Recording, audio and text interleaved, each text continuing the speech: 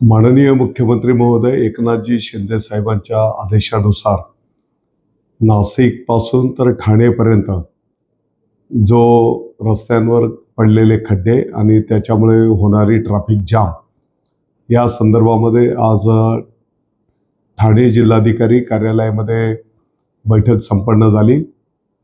या बैठकीला MSRDCचे सर्व अधिकारी, त्याच्यासोबतच नॅशनल हायवेचे सर्व अधिकारी, PWD बांधकाम विभागाचे अधिकारी, पोलीस प्रशासन, RTO, ट्रॅफिक आणि इतरही सर्व संबंधित अधिकारी या बैठकीला उपस्थित होते।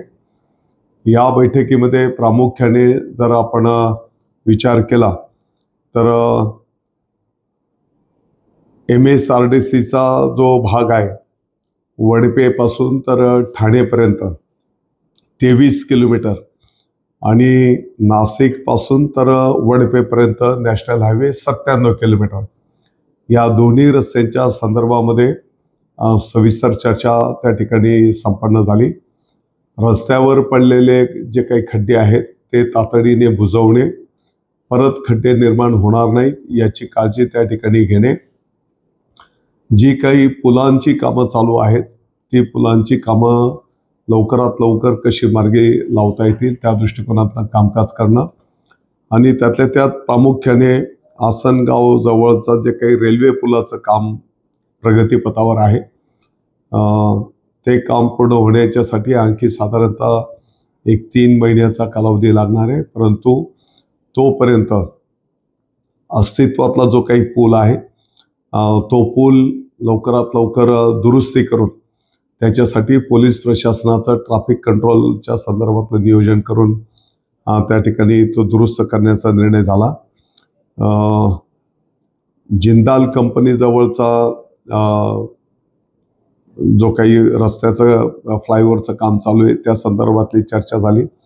परिवार गार्डन जवळच्या पुलाच्या संदर्भातली चर्चा झाली आणि इगतपुरी जवळ पण जो काही समृद्धी महामार्गाकडे जाणारा जो काही रस्ता आहे, तर नॅशनल हायवेचे जे काही हे 4-5 पॉइंट्स आहेत या सर्व मुद्द्यांवर सविस्तर चर्चा होऊन त्या ठिकाणी ताबडतोबीने अंमलबजावणी करण्याचे निर्णय झालेले आहेत।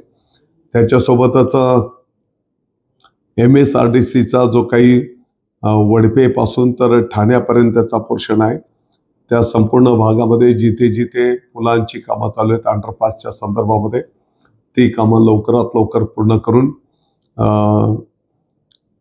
त्या ठिकाणी ट्रॅफिक जाम होणार नाही याची काळजी घेण्याचा सूचना त्या ठिकाणी करण्यात आलेल्या आहेत।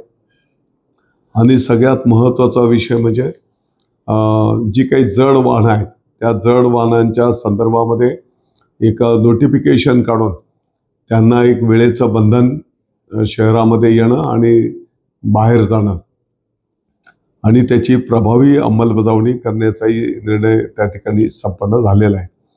मला वाटतं की पोलिसांच्या मदतीला, ट्रॅफिक पोलिसांच्या मदतीला आता 170 पोलीस मित्र ठाणेपासून तर वडपेपर्यंत पोलिसांना सहकार्याच्यासाठी ऑलरेडी देण्यात आलेले आहेत। त्यांनी सुद्धा प्रभावी काम त्या ठिकाणी संपन्न केलं पाहिजे असंही सूचना करण्यात आलेली आहे।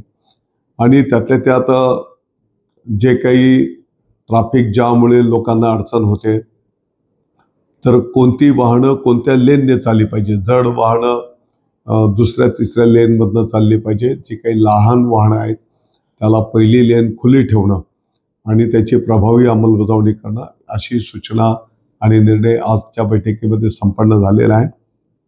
मला वाटतं की येणाऱ्या 8 दिवसाच्या आत याचे दृश्य परिणाम फील्डवर त्या ठिकाणी दिसून आले पाहिजेत असा सारांश आजच्या बैठकीमध्ये त्या ठिकाणी झाला।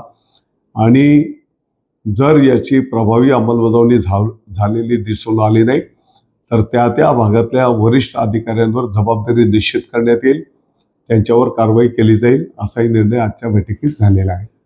ही वस्तुस्थिती आहे की नाशिक पासून तर ठाणेपर्यंत जे काही ट्रॅफिक जाम होते यामुळे अनेक नागरिकांना त्या ठिकाणी मनस्ताप सहन करावा लागतो आणि त्याच गोष्टीची गंभीरपणे नोंद घेत माननीय मुख्यमंत्री महोदयांनी आजच्या बैठकीचे आदेश त्या ठिकाणी दिलेले होते. प्रशासनाच्या वतीने शासनाच्या वतीने पूर्ण शक्तीनिशी हा विलंब कसा टाळता येईल, प्रवाशांना त्रास कमीत कमी कसा होईल त्या दृष्टिकोनातून नियोजन करण्याचं निश्चित करण्यात आलेलं आहे. माझी या निमित्ताने सर्व नागरिकांना पण विनंती असणार आहे की आपणही थोडंसं सहकार्याची भूमिका त्या ठिकाणी घ्यावी की जेणेकरून याच्यातनं आपल्याला एक सुकर मार्गक्रमण त्या ठिकाणी करता येईल.